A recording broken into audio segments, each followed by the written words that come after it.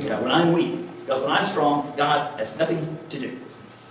I taught for several years at David Lipscomb. I now teach at ACU. My school would like for you to know that, even though I'm wearing Lipscomb's thing, because they hate to. Can't get anything out of ACU but a pen. While I was teaching there, the executive vice president, Carl McKelvey, became a great friend of mine. And we were talking one day, and Carl said, you know, in the old days, I used to pray for all of the Christian colleges except Lipscomb. I said, Carl, why wouldn't you pray for the school where you were? And he said, there was no need. I was there. And, you know, most of us won't say it that baldly, but we often think that way. I'm a great admirer of Eugene Peterson, who's helped me kind of see the rhythm of Genesis. You know, he points out in Genesis the rhythm is evening, morning, day 2, evening, morning, day 3. And what he points out is, before technology, people lived by the rhythm of nature. And so what you did is you worked all day, and then when it got dark, what you did is you went to bed. And kind of the spiritual understanding of the world was, you work during the daytime, and then you go to bed, and God takes over. Okay, now think that through. The world is better off whenever you go to bed. Now God's in it. That's not the way we think. That's not the way we think. While I was at the Donaldson Church, our elders there became increasingly pastoral people. They became people of deep prayer. And one of the things that happens is when you open yourself to pray for your flock, they bring you things to pray over. And we were sorry we ever got into it. You know, we were a lot happier when we knew there was some bad stuff going on, but we didn't really know what it was. But, you know, you can't put that genie back in the bottle. And so they would come and they'd bring these intractable problems. And one of our elders and his wife had just spent all of Bible class with a young couple with impossible problems. And she was sort of angry with me and had me kind of backed up against the wall. And she had me by the shirt and was kind of crying and shaking her finger in my face, saying, I hope you know how incompetent we feel to do this. And I grabbed her hands and I said, I hope you know how incompetent you are to do this. And that makes you different from exactly nobody. Nobody's competent. We're not asking for your competence. What we're asking for is your presence. Because when you're weak, God's strong. Different kinds of teachers attract different kinds of students. I tend to attract flaky ones. Imagine that. I also tend to attract people who are struggling with their faith. And I know how I get those. I pray for them all summer. You know, early in the summer, I start praying. If there are going to be students at Abilene Christian University who are really struggling with their faith, I want them in my classes. Because I struggle with my faith every day. And the opposite of faith is not doubt. The opposite of faith is complacency. You give me somebody who cares enough to doubt, and they are really close to the faith. And I want to talk to them. You know, I have to say this to church leaders every chance I get. You have got to create an atmosphere where people can ask any question they want to. Amen. Because when you don't have that atmosphere, the questions don't go away. What they do is they go underground, and you don't want them there. Right. You want where you can talk to them. So these students will come to my office with their doubts, and I'll often say, you know, I'll start out quoting my old friend Augustine, who died in 430. I discovered that most of my closest friends are dead.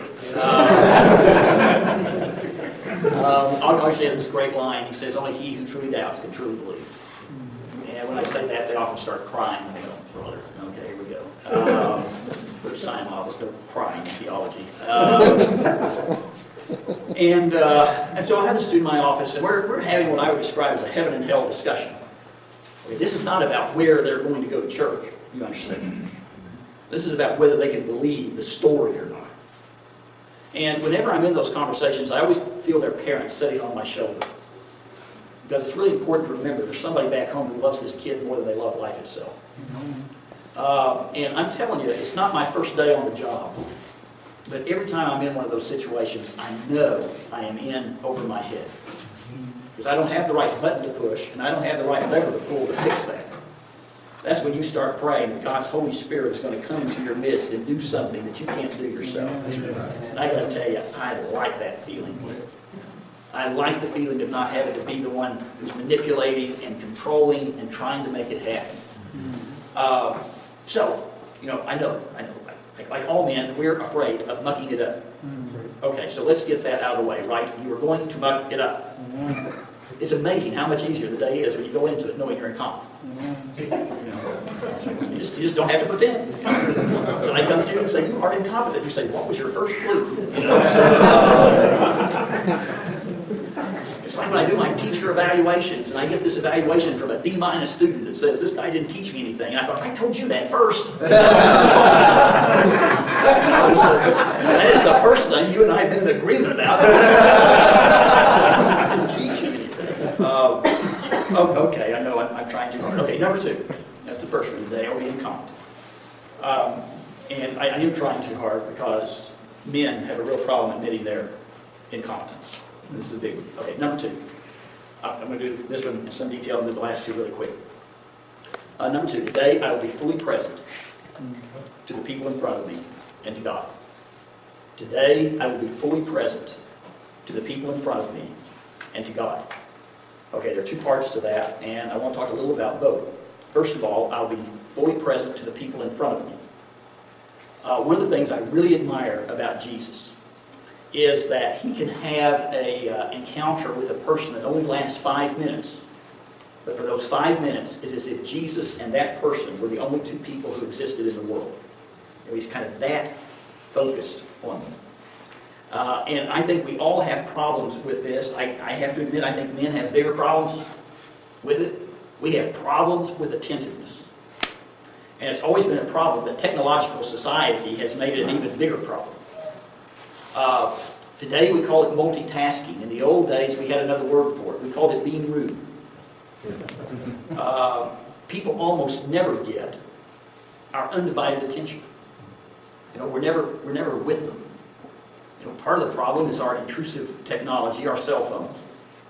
I have a cell phone. It's a wonderful servant. It is a dreadful master. I was in a restaurant with a guy once. We were having a really serious conversation. His cell phone rang 3 times in the first 10 minutes. He answered it all 3 times. Finally, in utter frustration, I pulled out my cell phone, turned it on, and called him. You know, I said, it's clear that everybody who calls you gets more attention than I do. I just thought I might give you a call. He puts his phone up, I put my phone up, and now we're together. But it's not just our phones, it's our distractedness. It's our inability to be present where we are. Now, several of you look like this is not your first day on the job, and you have learned the deep secret of ministry, and that is often the important ministry you do is while you're on your way to do what you think is the important ministry. And that happens when you're attentive enough to see it. Otherwise, you walk right past it. I am a theologian and a philosopher. I'm not really proud of either of those things. Philosopher's a blind man in a dark alley looking for a black cat that isn't there. Theologian's a blind man in a dark alley looking for a black cat that isn't there and thinks he's found it. The deep dark secret of my life is, even though I'm a philosopher and a theologian, I do not like to read philosophy or theology. The philosophy bores me and I don't understand the theology. I can always imagine Jesus reading one of these theology books like, I just don't get it.